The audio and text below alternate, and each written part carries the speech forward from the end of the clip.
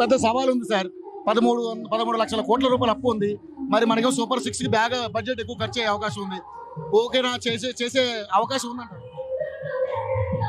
ఆ, చంద్రబాబు నాయుడు గారు మీరు అంత తక్కువ అంచనా వేసుకోవడానికి లేదండి. ఎవరు వేసుకోవడానికి లేదు. చంద్రబాబు నాయుడు గారు తక్కువ అంచనా. అపోజిషన్ పార్టీ వాళ్ళకు కూడా క్లారిటీ ఉంది, ఎవరు తక్కువ అంచనా వేసుకోరు. ఖచ్చితంగా ఆయన సాధించుకుంటాడనే నమ్మకం ఇక మాకు ప్రజలకే కదా, అపోజిషన్ వాళ్ళకు కూడా ఉంది ఖచ్చితంగా. సో మొత్తానికైతే ఇది చాలా ఒక అద్భుతమైనటువంటి మంచి తరుణం. ఇప్పుడు పవన్ కళ్యాణ్ గారు ఏదైతే పిఠాపురంలో ఓడించడానికి చాలా ప్రయత్నం చేశారు. సో మొత్తానికైతే మధ్యకి మెజార్టీతో గెలిచారు.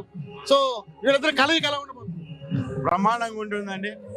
ఎందుకంటే అక్కడ ఎంత ప్రయత్నం చేసినా వాళ్ళు ఓటమి దానికనేది ఓటించాలి, పవన్ కళ్యాణ్ గారిని ఓడించాలని బాగా ప్రయత్నం చూస్తూనే ఉన్నాం మనమంతా కూడా.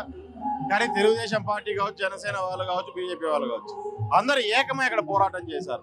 పవన్ కళ్యాణ్ గారిని ఎట్టి పరిస్థితుల్లో ఒక బ్రహ్మాండమైన మెజార్టీలతో గెలిపించాలి, ఆయన ముందుకు తీసుకురావాలనే మొత్తం అందరూ కూడా ఒక కంగనబద్దుల్లాగా ఈరోజు పనిచేయడం జరిగింది. దానికి ఆబ్వియస్లీ మనం ఆ రిజల్ట్ ని కూడా మనం చూడడం జరిగింది. ఖచ్చితంగా అదే రిజల్ట్ అనేది ఏ రకంగా అయితే ఒక కోఆర్డినేషన్ తో ఈ ఎలక్షన్ అయిపోయేంత వరకే వచ్చామో, నెక్స్ట్ గవర్నెన్స్ లో అదే కోఆర్డినేషన్ ఉంటుంది అనుకుంటున్నాను. ఖచ్చితంగా ఒక అద్భుతమైన కోఆర్డినేషన్ తో ముందుకెళ్తున్నారు. నిన్న మాట్లాడి చూసాం మనం పవన్ కళ్యాణ్ గారు అద్భుతంగా ఆయన ఆ బాధను, చంద్రబాబు నాయుడు గారు పడిన బాధను ఈయన వ్యక్తం చేశారు. ఈయన మాటల్లో ఆయన వ్యక్తం చేశారు.